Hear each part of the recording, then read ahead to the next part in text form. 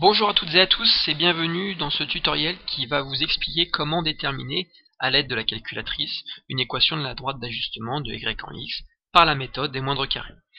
Avec l'exercice donc qui est proposé, c'est-à-dire qu'on a un prix de vente d'un logiciel qui vient d'être créé dans la première ligne ici, et le nombre d'acheteurs potentiels en fonction donc du prix de vente en deuxième ligne.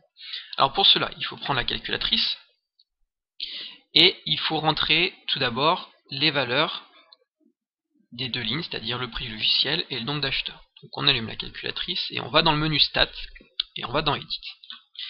Alors ici, j'ai déjà des listes qui sont vides, mais si jamais elles sont remplies, comme ici par exemple, je vous rappelle que pour effacer, il suffit de vous mettre sur le nom de la liste en question, d'appuyer sur Clear, pour vous c'est Annule, et ensuite Entrer, ça vous efface tout. Très bien, donc une fois que vos deux listes sont vides, il faut les remplir avec nos données à nous, donc c'est parti.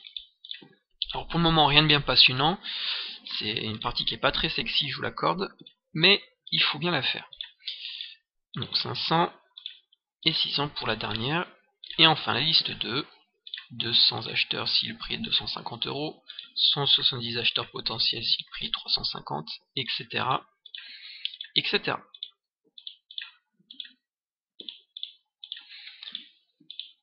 Voilà. Une fois que les deux listes sont prêtes, il faut faire comprendre à la calculatrice qu'elle va devoir calculer l'équation de la droite d'ajustement par la méthode des moindres carrés de y en fonction de x, c'est-à-dire de la liste 2 en fonction de la liste 1. Donc pour cela, on va dans le menu Stats et dans l'onglet Calc. Et la quatrième ligne, bon, on va essayer de marquer line reg à x plus b, vous en français ça va être écrit reg line à x plus b.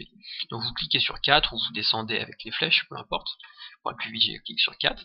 Donc là, elle comprend qu'il va falloir calculer l'équation de la droite d'ajustement par la méthode des moindres carrés, et il faut lui préciser qu'il faut qu'elle prenne la liste 1 en x, virgule, liste 2, donc seconde 2, en y.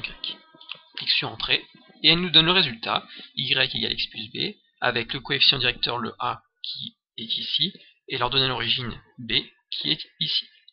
Et voilà, c'est dans la poche. Très bien, j'espère que cela vous a été utile, et je vous dis à très bientôt.